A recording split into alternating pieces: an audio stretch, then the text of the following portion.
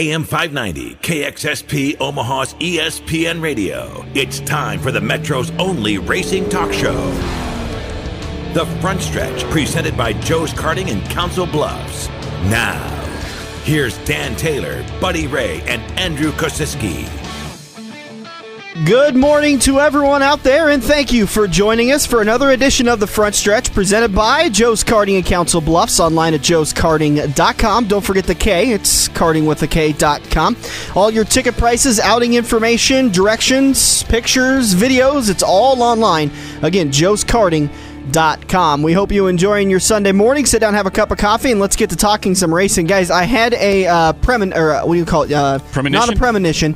I came to a realization that made me very happy. I am less than 30 days away from my first dirt track race.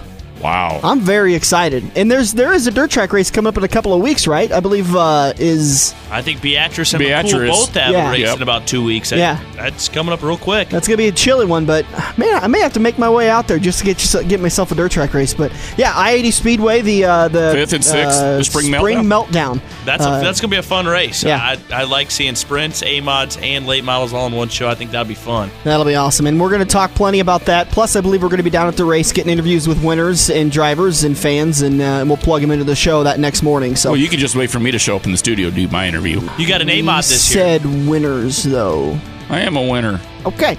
On to the other things that reality actually pertains to. Phoenix International Raceway last weekend. Guys, scale of 1 to 10, 10 being the great race that we were hoping for, 1 being Daytona. What do you give it for racing, bud? After Daytona, a 10. All but the last 2 laps, I'd say a 2. Really? I didn't like it again. Well, here's what I liked about Phoenix. That one corner, everybody seemed to have troubles with that one corner going up into the wall and cutting down tires. And to me, that was I believe it was turn 4. Yeah. Everybody was cutting down tires. To me, that was an integral part of the track. And if you didn't know what you were doing, that part of the track was going to come back and bite you in the bud. So. It sounds like a dumb statement, but that turn 4 wall comes at you quick. They talk about, just because of the way you set yourself up in turn 3, that turn 4 is the toughest turn to get out of. And it's the most important because it's right there. Obviously, it's the last turn before you take the check. I was just happy that from time to time we could see some 2 and 3 wide racing instead of follow the leader single file. We're going to talk about the Gen 6 car in Turn 2. We've got a couple of opinion questions I want to pose to you guys, and we're going to get your opinions and figure that stuff out. But right now in Turn 1, let's talk about what happened at Phoenix International Raceway. Your top 10. Jeff Burton got himself a top 10 finish. Jeff Gordon finished 9th. Tony Stewart 8th. Matt Kenseth 7th. Clint Boyer 6th. Dale Earnhardt Jr. gets his second top 5 of the season. Brad Keselowski comes home 4th. Denny Hamlin 3rd. Jimmy Johnson 2nd. And Carl Edwards comes home with the victory. There's one driver in there I didn't read off. What was that? Oh, it was Kyle Busch. God damn, he finished down the 23rd position there. I don't know. Were you getting a whole bunch of text messages during the race? Here he comes. I didn't. Here we go. I actually didn't get anything because I sent him a text message right after the checkered, and I said, "My, how the tables have turned," and I didn't get any text message back. I think he was trying to send it to both of us there, and all I got the whole time was, and I'm watching the race, and I'm going, he's in 30th, 29th, 28th. I'm a picker, boys. I know how to pick them. And I'm just like, you've got to be kidding me. And sure enough, he said 16th, and all of a sudden, all I heard is, and Kyle Busch into the wall. Going, where's the next text at? Yeah. It was kind of funny. My next door neighbor knew I had picked Kyle Busch, and he DVR'd the race. He paused it, so the entire 60-inch big screen TV's got Kyle Busch turning around backwards. He goes, "Bud, I don't think your day is going quite as good as you want." And I was like, oh. Wow. What we're talking about is our own picks contest we've got going on. I picked Denny Hamlin, Andrew took Jimmy Johnson, and Bud took Kyle Busch. And Bud did plenty of bragging last week as he was the points leader, and now he has fallen to second, and he is 2 points away from me in third place. So when we do our picks in Turn 4, Bud will pick first, I'll pick second, and Andrew will pick third. But let's talk about Phoenix.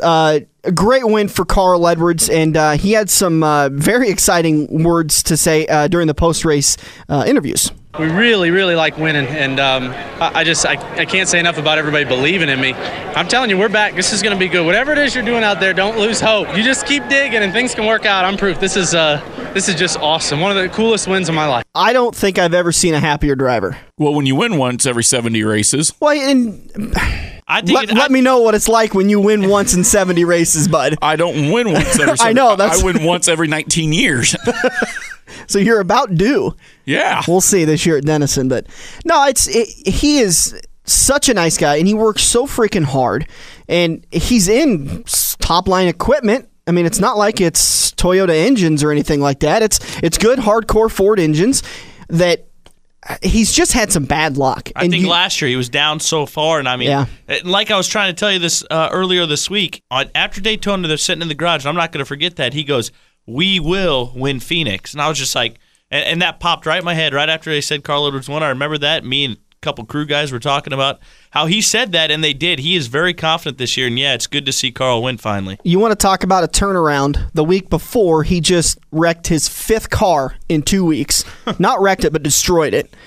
So they were 5 cars down going to Phoenix, and they turn it around and get that victory. They needed it. They desperately needed it, because if they had a bad race at Phoenix, I think he was destined for another 2012, because there's just only so much wrecking you can take before you begin to throw your arms up and just get frustrated. Am I right? 100%. Race drivers? Oh, yeah. Yeah? Okay.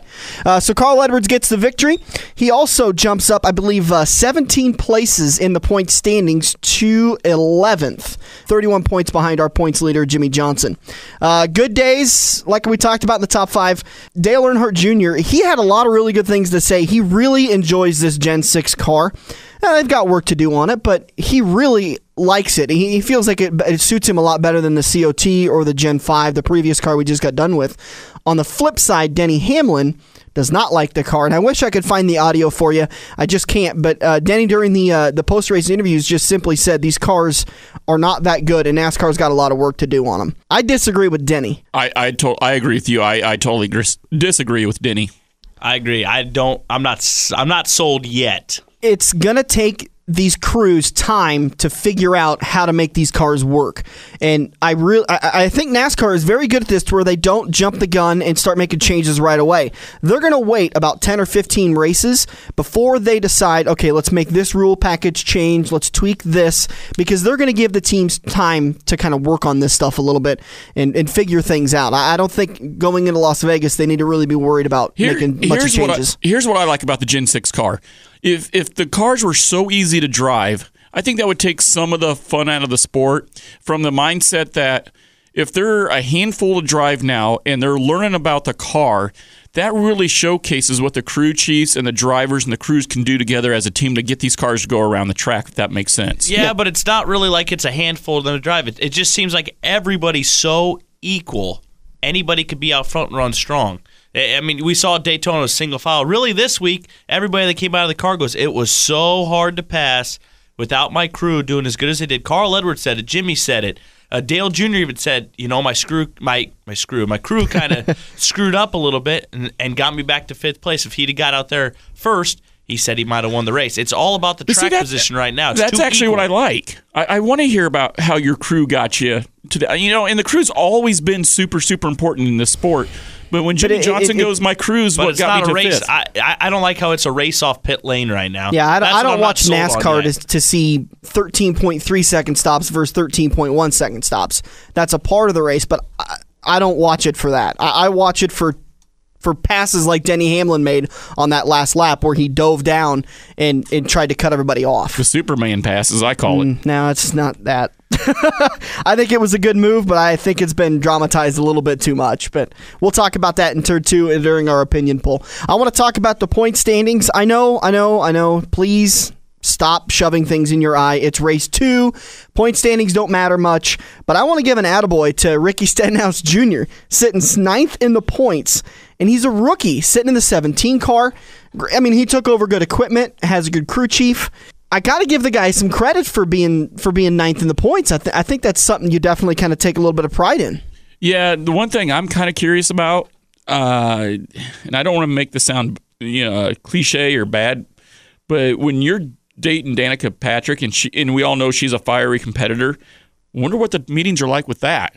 Ricky's a rookie, Danica's a rookie this year. They're going for Rookie of the Year, and there's a big split there between 22nd and 9th. You think she's going to break up with him because he's beating her in the points? I'm not saying that. Is that what you're thinking? But remember the pact we made to not talk about that? This ain't the Danica show. Yeah, we don't talk about relationships. But what kind of effect can that have on Ricky, though? I hope none. If he's worried about getting beat by a girl, if he's a real driver, none. Okay. You don't think about her any more than you think about anybody else beating you. Just around the corner, turn 2, we're going to talk about the opinion polls, and we're going to get our guys, Buddy and Andrew's opinions on 5 topics that I wanted to talk about today on the front stretch. We'll be right back. It is the front stretch presented by Joe's Karting in Council Bluffs on AM 590, Omaha's ESPN Radio. In 1999, Wade Cross decided he was tired of overpaying for shocks, so he created FX Shocks. Now FX suspension customers reach across the United States with countless wins and championships, including national champion in 3 major IMCA classes, plus Super Nationals champions in all 4 of the Saturday night's main events. Get your FX Shocks today. One-on-one consultation is waiting for you at 308-383-9609. 308-383. This is Andrew from Kosiski Auto Parts. Kosiski Auto Parts is an insurance-quality used parts supplier that can match your foreign or domestic car or truck needs. If you have a damaged or broke-down car or truck, we guarantee a clean and quality part in next-day fashion. Kosiski Auto Parts, your neighborhood premium recycled parts supplier. Call any Kosiski Auto Parts salesman today by dialing 402-731-4592 or visit us at 5040 I Street in Omaha. Kosiski Auto Parts, our quality used parts will match your car or truck's needs. Are you ready for fast-paced, adrenaline-pumping, wheel-to-wheel racing right here in the Metro? Get to Joe's Karting in Council Bluffs and see what it's like to race real go-karts. Joe's Karting knows it's no fun to race go-karts at 10 miles per hour, so they ripped the governors out, and now the only restriction is how good you are at racing. It's full-throttle, white-knuckle racing every day of the week. Head over to joeskarting.com for hours, prices, and specials, or give Buddy a call today and set up your group races at 712-256-5278. We're working the high line into turn 2 on the front stretch, presented by Joe's Karting, online at joeskarting.com. We are working our way into turn 2 here on the front stretch, presented by Joe's Karting in Council Bluffs, online at joeskarting.com. Don't forget the karting with a K. Speeds of up to 45 miles an hour, just depending on how fast you are. And one of the best tips you guys give everybody is we say, depending on how fast you are, you actually have to brake. Yeah, don't step on the brakes, but slower through the corners is actually faster. Slower is faster. Nice and smooth. Let's talk about this Joe's Karting Dirt Series that you got going on. Is registration closed? Is it all done for, and now we're just going to start racing? No, actually, the Dirt Series runs March 1st through October 26th. You can basically, the registration period is anywhere from whenever to June 1st. After June 1st, the series is locked. You're not allowed to join. The drivers have to pick a minimum 10 nights. They can pick no more than 30 nights. I use IMCA scoring for points, which is 40 points for a win. So on 30 nights, if you were to win all 30 nights at 40 points, that's 1,200 points maximum. You take 10 nights, I take that same 1,200 points divided by 10 nights, makes your A-feature win worth 120 points. So it all averages out. That way, somebody can win a championship without having to go through the expense of running, 25, 30 nights, and they can only run 10. But we do have some sponsors. Some of the really neat sponsors that stand out. IMCA came on board. They said whoever finishes the highest, regardless of class, in my dirt track series, that person will receive a license into their class in 2014. Another good one is Raceway Park. The highest finishing Raceway Park driver in my series, as long as they claimed a minimum, I believe, 5 nights from Raceway Park, that driver will get a $200 gift card to Speedway Motors from Raceway Park. GMS Wings, which is Grossenbacher Motorsports. From the sprint car drivers, whoever finishes the highest there in the sprint cars, GMS Wings will donate a $200 wing there. So we have a lot of stuff come on board. Andrew, you're going to be getting in it. Andrew's got 18 or 19 races, I believe, on the SLMR series. So 20. 20. So, there's guys out there with 30 nights, but now Andrew can, basically say, well, look, I'm going to run 20 nights on my schedule. It's going to be pretty tough. So, all right, guys, put your money where your mouth is. We're going to see who's got what for a schedule, and it works out really nice. So, whoever wins the championship, what do they get out of it? Well, there's a payout, and on the payout, it's $20 to enter, 15 goes to the pot, and then each time you race at Joe's between March 1st and October 26th, you get bonus points, and it's 1 point per cart. Well, then when you race at Joe's, each race we add $1.50 to the pot. So the payout with 49 or less drivers, top 5 payout, 50 or more drivers, top 10 payout. So it's the payout financially from Joe's back to the drivers solely dependent as to how many drivers get in the series and how many times they race at Joe's. I can tell you last year with 21 drivers, I believe 8-year-old Cade Richards won the championship. He won $185.50 with 21 drivers, and he only did 16 races inside Joe's from March 1st to October 31st. So it worked out really well. We don't expect to see you inside Joe's a whole lot. I do know one kid, and I won't name names, but he raced 99 times inside Joe's in that same period. Out of 21 drivers, he finished 19th. Because it is solely. So it's not just about coming in and spending money at Joe's to get on top. No, because the most you're ever going to get for bonus points in a kart race at Joe's is 10 points because it's 1 point per kart.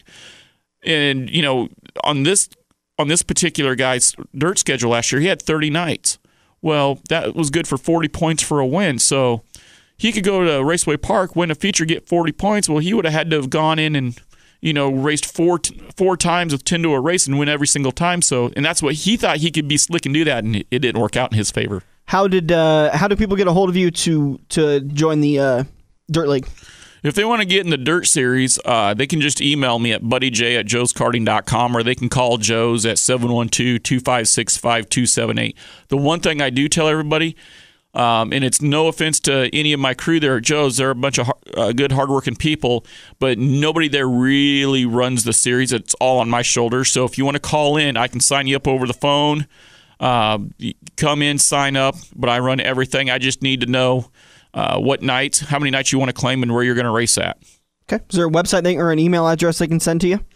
They can go to joeskarting.com. We don't have it on there, but if you go to Facebook and look up Joe's Karting Dirt Track Series, it is on Facebook. Okay. And I update it quite a bit. Let's talk about some of these news and notes from NASCAR and get some of your guys' opinions.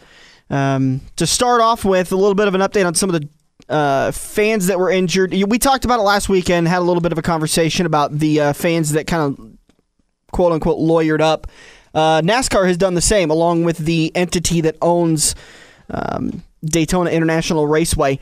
And basically the comment from their lawyer was that they are working diligently and very well together to resolve the issue outside of court.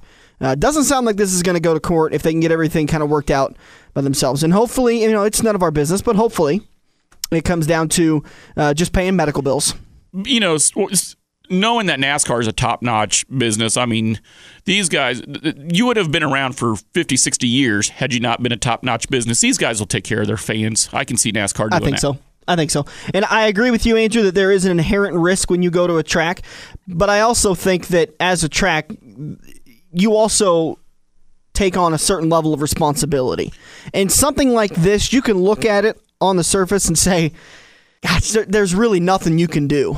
There's really nothing you could do to prevent that. I guess there is. You can slow the cars down to 140 miles an hour so that they don't get out of control like that. But then that will, frankly, take away the luster of Daytona and Talladega.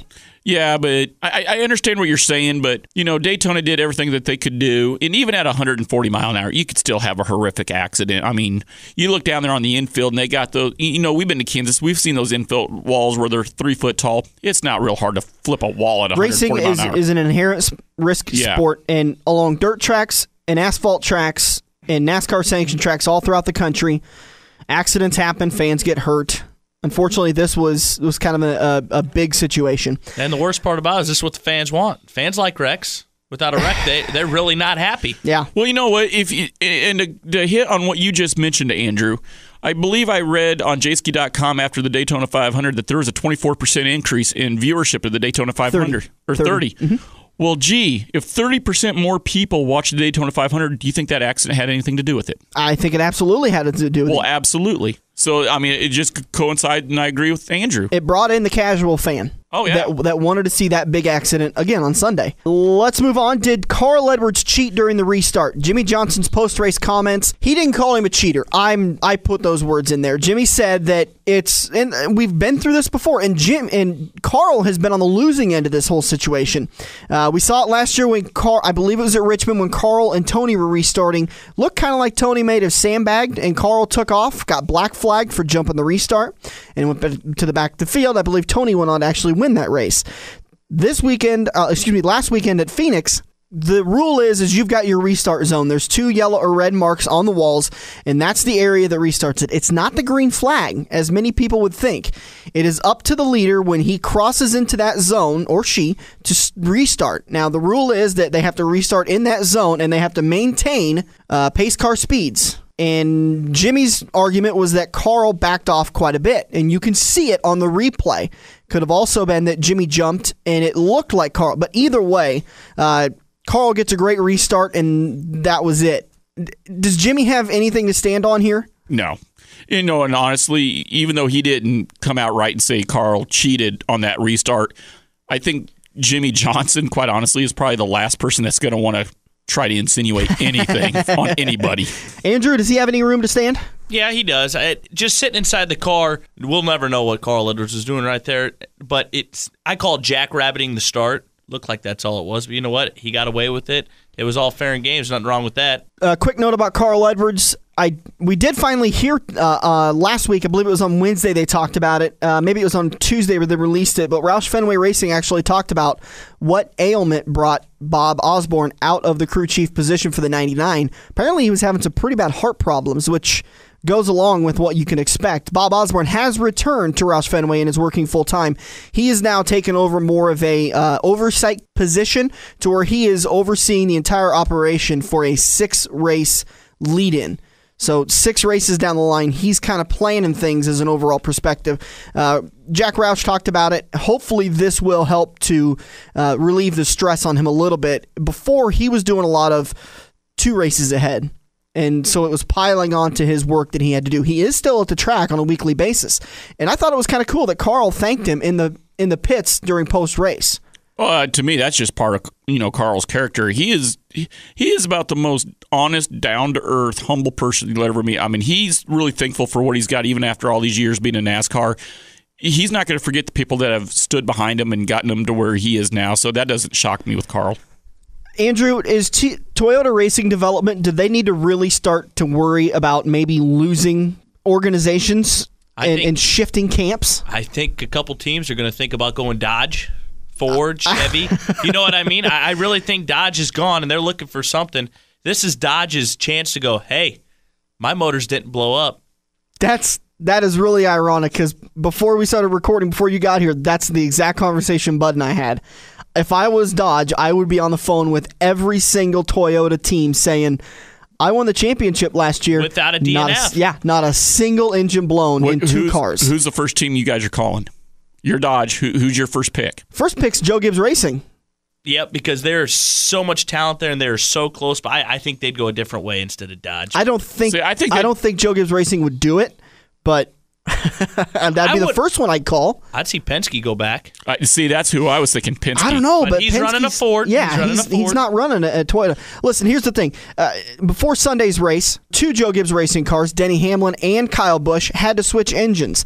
I just heard a story earlier in the week that Martin Truex Jr. and Michael Waltrip Racing were on their way to Phoenix from leaving Daytona. They were reviewing some information, and they decided they needed to do something about those rocker arms, which was the issue that happened this last weekend at Phoenix. And so, sitting in a Cabela's parking lot, they pulled the engines out of their cars, and they changed the rocker arms. Michael Waltrip Racing saw this coming. Everyone who's running Toyotas is having issues. So is Toyota going to have to start worrying that they're going to start losing customers? I don't know if they're really worried about losing customers right now. If they can isolate the problem down to rocker arms, maybe they can retool, remachine the rocker arms, and get those parts back out to the TRD teams. Now if you start seeing multiple problems, you have rocker arm issues, you have connecting rod issues, you have piston issues, you have head warpage issues. When you start seeing multiple issues, that's when I think TRD is going to go. I think you're seeing multiple issues over a 2-year span. Now we're into our 2nd year of engines, but they lost a couple of in Daytona. They didn't lose any during the race, but they averted disaster and made 2 of their more talented drivers start towards the back. That's not the only engine builder that's lost motors. I mean, Chevy's lost some motors. The Roush motors, they've gone up. I think everybody's kind of hitting on the TRD because of the big name players using the motors, and that and honestly, in my opinion, because it's not an American name motor. Hendrick building the Chevy engines, their footprint is much larger. So yeah, on a numbers basis, they're losing it, but it just, perception to me doesn't seem like as many Chevy engines are blowing as many Toyota engines are blowing. No, Toyota's right now the worst engine out there. And this is what they were all scared about right away, and that's what happened. Right when Toyota came in, this is the same thing that happened. Then Toyota got really good, and now I don't know what they did, but they screwed something up again, and they got to get something fixed. Quick opinion. Carl Edwards wins the race, does what he normally does, gets out of the car, thanks to fans. Did you think maybe he wasn't going to make that backflip? Oh, no. You're talking about when he looked behind him like, oh, No. I'm talking about when he was about halfway through the flip, and I thought, oh, no. Right away when he stood up there, I go, man, I wonder if he practices He's a little out of practice. Because he doesn't really do it much anymore. I wonder if he would have to. I knew he was going to do it. Well, everyone knew he was going to do it. My question is, did you worry for a second he wasn't going to land it? It's hard to do. No, I wasn't worried about it at all. I was. I'm not going to lie. Obviously, the happiest guy leaving Phoenix was Carl Edwards. 70 race losing streak, or winless streak, I guess, is a proper way of saying it if you can actually speak the English language. Buddy, assume for a second you haven't won a race in a while. You had to go there. You do win one. You set yourself up, though, is the problem. And you do win one. Are you going into the next race with a boatload of confidence or a little more confidence? No. A boatload or a little more? Neither. No, because Are you still kind of down? No, I'm not down when I show up to the race. When I won at Eagle, I had everybody come over to my pit stall going, "Bud, great job. You got it." I was like, "Look, I did the best I could." Next week, I have 50 cars showing up. The odds are against me right away that I may not win this race. So I just hope for a top 10. Anything beyond that is just bonus. You don't have any more confidence. No. Andrew? When I win a race, after we party hard, everything, hang out the next day, all week in the garage, we figured something out, and let's go win. I'm 100% after you win. That's all it is confidence. After you win a race, and if you can do it early in the season, you've set your season 100% great. So the question back to you, boatload of confidence or a little bit of confidence? Boatload. Carl will be tough again this week. Yeah, okay. Denny Hamlin's comments on the Gen 6 car says that NASCAR has a lot of work to do. I know we talked about it in Turn 1 a little bit. Is it too early to start grading the Gen 6 car? Way too early. Andrew? Yep, I'd say too early. Okay. At what point, Andrew, at what point during this season do you think we can sit there and go, you know what, now looking back at the season, are you thinking July, August? I'd say 10 races if it ain't enough. If there ain't more passing going on, I'd say we better get something figured out. Fair enough. Yeah, fair enough. I agree. That's enough NASCAR talk for a little bit. How about we talk some IMCA rules? We're going to get Tom Gutowski of IMCA on the phone, and we're going to have a little conversation about some of the rule changes for 2013. Maybe I'll find out if I'm legal this year. Well, I know that I did make sure to point out your car so that way Tom can tech you more often. But, and by the way, Dennison's IMCA legal this year, so you're going to have to get a little tighter on them rules. But we're going to talk with Tom coming around the corner into Turn 3. It's the Front Stretch, presented by Joe's Karting on AM 590, Omaha's ESPN Radio. Bring the hottest gift to the gift exchange by bringing a gift card to Quaker Steak and Lube. Now through December 25th, for every $25 gift card purchase to the Lube, score a $5 bonus card free. Give the gift of Lube Lube and the Best Wings USA with gift cards to the Lube. Now through December 25th, every $25 card purchase gets you a $5 bonus card free. Treat yourself and your friends this holiday season and grab your gift cards to Quaker Steak and Lube, 3220 Mid-America Drive in Council Bluffs. More info at thelube.com. Are you ready for fast-paced, adrenaline-pumping, wheel-to-wheel racing right here in the Metro? Get to Joe's Karting in Council Bluffs and see what it's like to race real go-karts. Joe's Karting knows it's no fun to race go-karts at 10 miles per hour, so they ripped the governors out, and now the only restriction is how good you are at racing. It's full-throttle, white-knuckle racing every day of the week. Head over to joeskarting.com for hours, prices, and specials, or give Buddy a call today and set up your group races at 712-256-5278. The Front Stretch presents this week's Legend of Tomorrow, Gunnar Pike. At just 16 years old, Gunnar wields the number 25 JR IMCA Sport Mod after finding success in flat karts, winning several regional championships and 12 track championships. Gunnar is making his move to sport mods. In 2012, Gunnar raced a few times at Eagle and I-80 in a sport mod and was able to pick up enough experience to transfer completely out of flat kart racing into sport mod for 2013. Gunner understands that the more laps you turn, the better you'll get. He's filled his schedule this year with plenty of racing. Gunner will hit US 30 Speedway on Thursdays, Beatrice Speedway on Fridays, Eagle Raceway on Saturdays, and Raceway Park on Sundays. Off the track, Gunner excels in school, making sure his homework is done before working on the car. He also enjoys hitting the gridiron with his classmates for a game of football. The Front Stretch is proud to name this week's Legend of Tomorrow, Gunner Pike, a driver you should keep your eye on in 2013. Time to grab another tear-off and make your move. We're headed into Turn 3 on the Front Stretch, presented by Joe's Karting. And this is Turn 3 on the Front Stretch, where we sit down and have conversations with different public figures in racing, whether it be drivers, track promoters, or, as we're going to talk to tonight, the competition director for IMCA, Tom Gutowski. Tom, thanks so much for sitting down with us. Well, good. Glad to help. Tom, there's been some changes in rule changes from 2012 to 2013, so let's just go ahead and get into it. Can you talk about some of the changes you guys have made to the rules packages? Well, I think probably as far as rules, let's start out with a safety rule that was changed because that affects all the classes, including our late models. That we've, first of all, it's 2000, SA 2000 helmets are no longer legal. SA 2000 helmets? Then it's 12 years. Generally, they're in poor shape. The liners are torn, ripped, or full of grease. Believe me, sometimes you want to be wearing chemical gloves when you're touching them. So we've only got the SA 2005 and SA 2010 helmets that are legal to use. Of course, you can't use the K karting helmet or the SAM helmet, which is a motorcycle helmet. Okay. Now, Tom, for somebody like Dan Taylor, who's kind of a racing idiot here, when you say the M helmet or the K helmet, what is the big difference there? Well, primarily the SA helmet is special application, and it's got a flame retardant lining in it. So it's made for auto racing. Okay.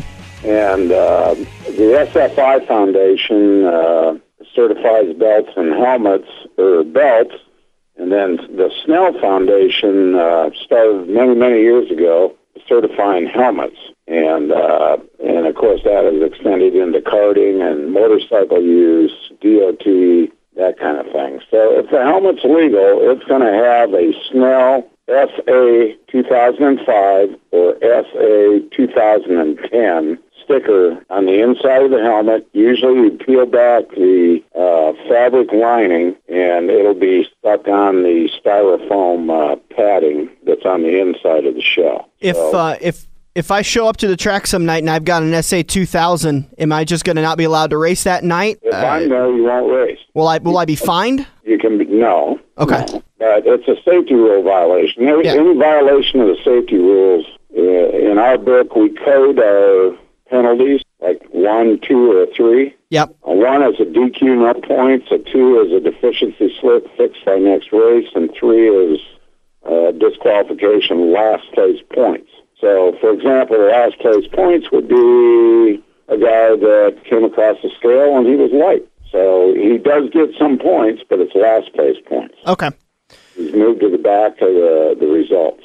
All right, so we get So new safety helmet regulations. What about some other rule changes you've made? Maybe some big ones. The other big thing that affects all the classes, more so the modifieds, late models, sport mods, both divisions, are cars with fabricated tail sections on the car. And in the past, all rear has always said that the belts and harnesses must be attached to the roll cage. As time has gone on, and I would say I'm probably just as guilty as anybody else, we counted the tail section, I guess, because it was connected to the main cage. But in reality, it's not the main cage, and there was been some incidents of accidents.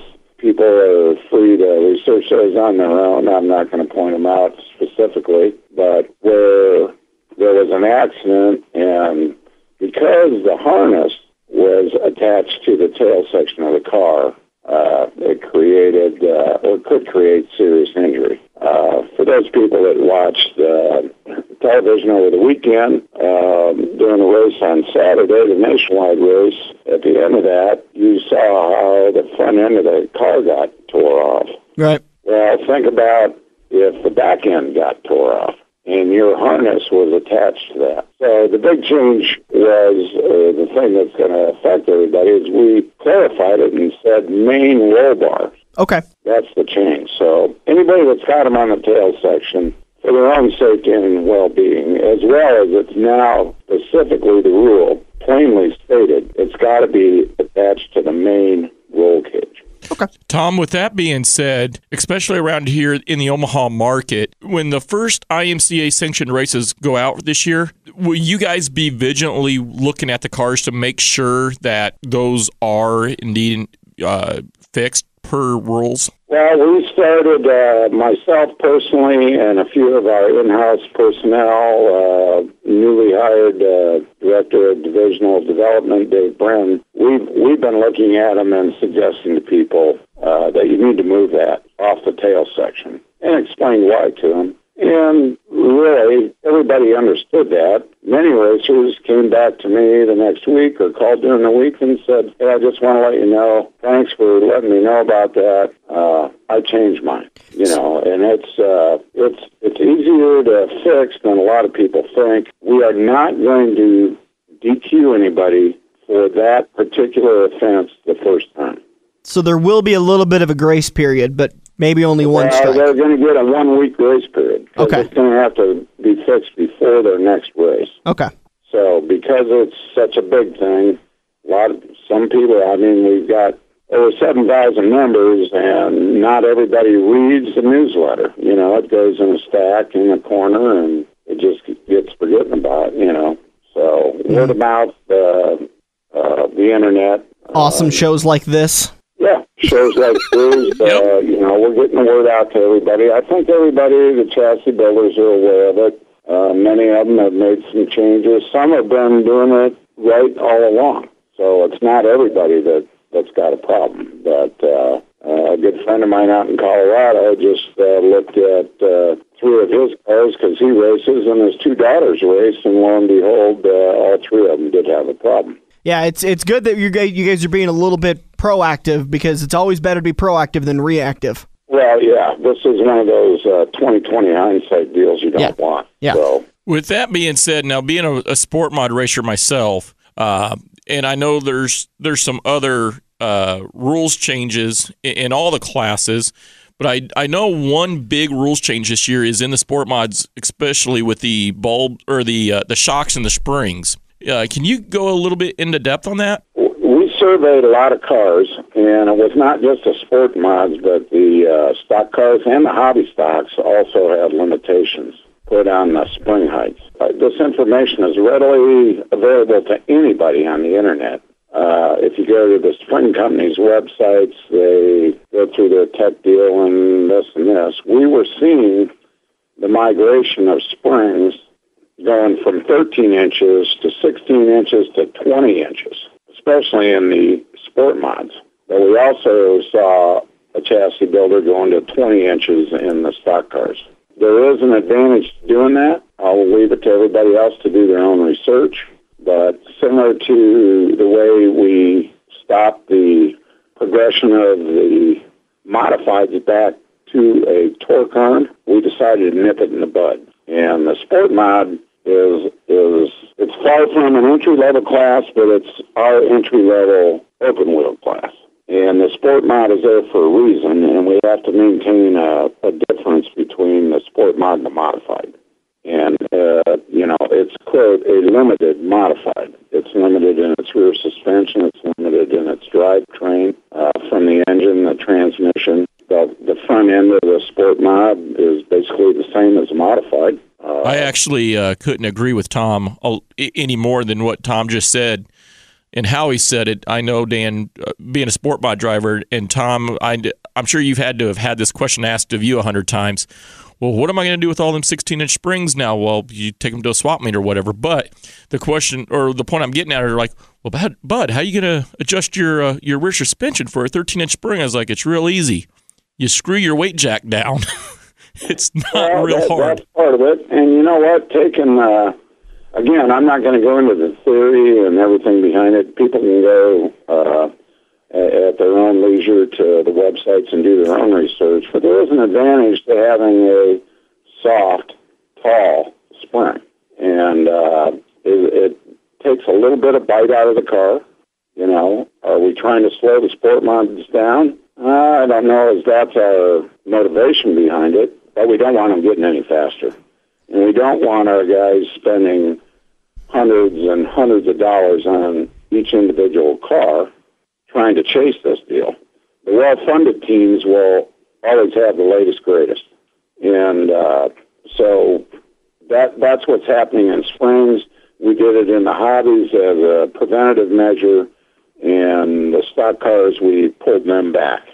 Right. And, during our surveys, being on the road, looking at cars all over the Midwest, the Dakotas, Kansas, Colorado, Iowa, Wisconsin, Minnesota, we were able to determine that 90-some% of the cars, this was not going to affect them. So can you say once what again? What we were trying to do is stop the technology, stop the spending while we could before it got out of hand. So could you do me a favor and just state the rule as it is right now versus what it was in 2012? Let's see here. Do I got to have you pull the book out now? Actually, the books just got printed. Mine are in the mail, so I'm just going to pull up the rules. Okay. I'm going to go to Sport Mods, Northern Sport Mods, and the rear suspension rule. Prior to this, I don't think we talked about length of springs in our rule. Mm-hmm. It was more that the spring had to remain vertical, which it still does, but we put it really in the spring rule is where we limit the springs. Okay. Okay, and before it didn't say a maximum. Now it says one steel coil, multi-lathe, rear spring per wheel only, minimum 4.5-inch OD. All that's the same. The new part is maximum 13-inch free height, non-progressive coils only. The non-progressive is not new. That was there. No torsion bars, airbags, inner liners, or spring rubbers allowed. Okay. The spring rubbers is new. We had a fan question off of the Facebook page, and they wanted to know, I believe it was Jeremy, wanted to know, are there any performance differences between an open modified engine and a crate modified engine? Well, there's one is advertised at basically 400 horsepower, and the word we get from the grapevine are people just bragging, which they tend to do. No. That there's a number of engines out there that are 650 horsepower, 640, 630. So obviously there's a performance difference there. Right. There's an ad I just saw on dirtdrivers.com. There's a plug for Dave. For a guy that used to race on IMCA that had a number, I think it was like 4 engines for sale. Because what I heard, he was going to a late model program, and those engines used, he was wanting $12,000-$13,000 for them, and they had 300 or 400 laps on them. Dan, to answer as a driver, now, Tom, you've seen me race my sport mod. Don't know if you consider it racing, but now I use the 602 crate motor, and Tom, you've seen me race the open motor, and you were at Eagle Raceway the night I actually won the feature out there and about broke your back when I gave you a bear hug. I know. I keep forgetting to send you the bill for that. You won't get paid, trust me. So to answer Jeremy's question, what I'm getting at is the night that I won out there at Eagle, Tom, you asked me how many nights I had on that crate motor. At that time, I had 170 to 180 nights, and I got that motor. This was 2000. This week's Legend of Tomorrow. When I won, Gunner Pike, and I got that motor at in just 2009. 16 years old. Gunner that wheels doesn't the seem number like that 25 long JR of a lifetime, you know, just 2 IMCA or 3 Sport engines Mod on them, after or 2 or finding 3 years success on a in motor. flat karts, But winning when you're several racing regional 2 or 3 nights championships a week and and you got 12 that track many championships.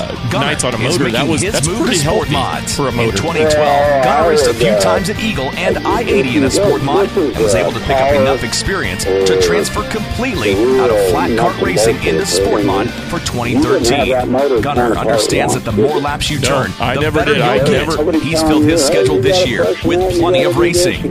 Gunner will hit US 30 Speedway on Thursdays, Beatrice Speedway on Fridays, Eagle Raceway on Saturdays, and Raceway Park on Sundays. Off the track, Gunner excels in school, making sure his homework is done before working on the car. He also enjoys hitting the gridiron with his classmates for a game of football. The front stretch is proud to name this week's Legend of Tomorrow, Gunner Pike, a driver you should keep your eye on in 2013. Last weekend in Abilene. So is there any ideas that IMCA is going to switch solely to crate engines to save a little bit of money? Is that where Jeremy's getting this question from? No. There's no truth to that rumor at all. Okay. And I'll say that right now. Brett has said that in his column. I've repeated it numerous times. There will always be a claim option there. Mm-hmm.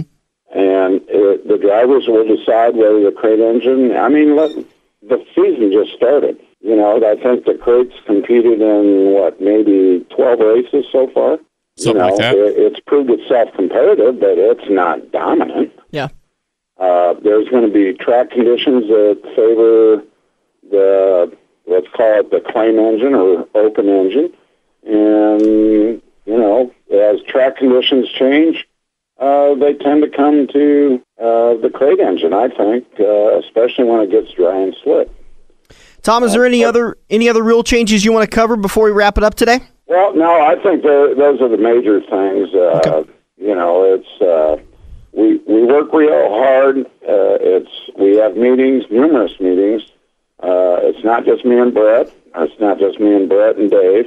We get everybody together that's involved on the executive committee and enforcing the rules. And I keep notes all year long. I've already started on my second page, and we haven't even started racing yet. But these are questions that come up, things that we might state a little simpler. Changing a period to a colon makes a lot of difference in the way it reads. Right. So we're always working to try and make them simple. But on the same page, as a former racer and promoter, I appreciate the rules being on one page. Tom, is there a place that people can conveniently go into, a website to get all these rules updated? Well, they can go to imca.com and run their pointer over the rules tab, and there's a drop-down box, and it'll give you all the different divisions. And then within that page, there'll be body diagrams, frame diagram, and the rules. So we try to make it easy. I think Brett is working on overhauling the website again in order to make it better for our customers, which are our racers. Mm-hmm. And but they can go to imca.com. They can print off a set of rules. I think Rick's got them set up so the type's a little bigger when they print them out themselves on 8.5 by 11 papers. So yeah. If anybody's got questions, my email's on all the rules. My cell phone is on the rules. I'd rather have them call me than make a mistake. All right, Tom, we greatly appreciate your time, and have a great week. All right, good luck to you guys. And that was Tom Gutowski, IMCA Competition Director, talking rule changes for 2013. Again, you can go to imca.com, hover over the rules page, and we'll drop down all the different classes, and you can find out what rule changes for your division they've made for 2013. I tell you what, the one thing IMCA really does is they're really on top of the game when it comes to rules. They monitor everything. They might make a rule change today, but you can guarantee that come tomorrow night when we strap in those cars that they ain't watching what they just changed. I mean, they are so vigilant on racer safety. It's nuts. And a lot of things he talked about was just simply preventative stuff. I mean, unfortunately, you see a lot of times change doesn't come until someone gets hurt. We saw it a couple of weeks ago at Daytona. They made changes to the track. we saw a lot of safety protocols implemented after we lost Senior 2001 Daytona. So it's good that they're being proactive rather than reactive. Tom brought up a really good point. When you watch Kyle Larson's car get cut in half, imagine if that was the rear section of the car and your seatbelts were attached to that, what it would have done to his body. That'd have been horrific. Turn 4 still to come here on the front stretch. It's presented by Joe's Karting in Council Bluffs, online at joeskartingwithak.com. This is the front stretch on AM 590, Omaha's ESPN Radio. The Silver Dollar Nationals are returning to I-80 Speedway on July 18th, 19th, and 20th. Don't miss the nation's top USMTS, MLRA, and Lucas Oil dirt late model racers as they compete at Nebraska's fastest track. Come watch the nation's best dirt track racers compete for a $27,000 to win payout. Ticket prices and packages at 402-342-3453. The third annual Silver Dollar Nationals at I-80 Speedway, July 18th, 19th, and 20th. Are you ready for fast-paced, adrenaline-pumping, wheel-to-wheel racing right here in the Metro? Get to Joe's Karting in Council Bluffs and see what it's like to race real go-karts. Joe's Karting knows it's no fun to race go-karts at 10 miles per hour, so they ripped the governors out, and now the only restriction is how good you are at racing. It's full-throttle, white-knuckle racing every day of the week. Head over to joeskarting.com for hours, prices, and specials, or give Buddy a call today and set up your group races at 712-256-5278. Get ready for the victory lap as we make our way into Turn 4 on the front stretch. Presented by Joe's Karting. Online at joeskarting.com. Heading into Turn 4 here on the front stretch, presented by Joe's Karting in Council Bluffs. Talk to me. You're heading into Turn 4. I'm coming out of Turn 4. You need to catch up. Oh, there you go. You just hit the wall. I caught up to you. That's a good one. That's what happens when you speak too soon there, big guy. Talk to me about an average race at Joe's Karting. I walk it, 1375? $13.50 for 16 laps. It's the most fun you can have with your pants on. It really... That was actually pretty good. Let's Kosiski Auto Parts sponsoring turn number 4, and we thank them again for their sponsorship. 51st and I Street in Omaha. Kosiski Auto Parts, 731-4592. Yep. Hey, Andrew, what do you guys got going on down there? Anything special? I honestly don't know if I have a special at all right now. I mean, come get your wheels. Wheels have been hot lately right now. Batteries, again, are still hot. Everything. It don't matter. There's the battery deal, which is just fantastic. I know we gush on it quite a bit, but honestly, go to Sears, go to all these all the other places you get your batteries at, and go ahead and drop your $150, $175 on a battery, right? Or you can go to Kosiski Auto Parts, $45, $35. $40. $40. I was wrong on the other end of it. $40, and you get yourself a lifetime warranty with that purchase. That means that the battery dies, you bring it back into Kosiski Auto Parts with your receipt, and you're going to get another battery to replace that one. It's really the best deal around. I mean, $40 for a battery. You can't beat that. Vegas just around the corner. Let's talk about victories from 2012. Who did what? Tony Stewart comes home with the victory. Jimmy Johnson gets second. Greg Biffle third. Ryan Newman fourth. And Carl Edwards comes home with his top 5. Carl walking into Vegas going to have himself a little bit of swagger, I think. Some confidence that maybe they're back on track. So look out for Carl Edwards. And Tony, always good at Vegas. Jimmy? Let's see. Is there a track he's not good at? Super Speedways. Not because he can't drive there, because he just can't keep it on 4 wheels. Yeah, he's just not looking at the Super Speedways. We're doing our picks contest, and right now, to give you guys an update, Andrew sits at 53 points. And yes, I think there is a conspiracy there. Buddy sits at 46 points, and I'm 43rd, which means, Bud, you lost the points lead already. Week number 2, and you lost the points lead. That was by design, so I get to pick first this week, right? Right. Who you going with? I'm going to go with Jimmy Johnson. 48. All right, so I'm taking Tony Stewart. And Andrew, who do you have? Cousin Carl. You've got the 99. All right. That's our picks for today. Don't forget, get over to Quaker Steak and Lube to watch the race, the official watering hole of the front stretch. Coverage starts, 1 p.m. Eastern, so that makes it noon Central Time. Quaker Steak and Lube opens up at 11 o'clock, so you can catch all the pre-race and all of their great specials they've got. You better believe I'm going to be there. I might even make an appearance. I'll sign autographs. Great. Now I'm not going to be able to find a seat. If you're signing autographs, there's going to be too many people in there to enjoy, but I'll still be there. Like I said, coverage starts at noon. Doors open at 11 at Quaker Steak and Lube, the official watering hole of the front stretch. Let's kind of wrap up the show a little bit. How are you coming on your car, bud? Is it done? Both cars are just about done. I got a couple minor things. the Dirt Works, the Joe's Karting Dirt Works, will be on display at the O'Reilly Auto Parts World of Wheels coming up here in a week. So we're looking forward to that. We're pretty pumped up about that. And then April 5th or 6th, Spring Meltdown. Baby Jesus, help them all. I'm going to light the world on fire. You're going to be there? You darn right I'm going to be there. Good. Andrew, how about you? How's your car coming along? Really close. Just got a couple weeks left. I could race in 2 weeks if I want. I think I'm going to sit this one out. I'm just not 100% sold on the track conditions yet and everything. So I'm getting the car all prepped up right now. I've never had sponsors before, and I'm kind of getting sponsors this year, so I'm trying to make sure that's all finalized to get some shirts and hero cards made. I know this is change of topic, and this is sporadic, but I've been meaning to ask you guys this for a couple of weeks. How does weather affect your guys' setup? How much does it affect your setup? Because we've seen it the last 2 weeks. When they walked into Phoenix, a lot of the first green flag run of the race was kind of bad because everyone was set up for a sunny, beautiful day, but they had cloud cover, so it dramatically changed the track conditions. How does it affect you guys? Well, with Andrew and I, obviously everybody knows we drive totally different cars. So give me a sport mod.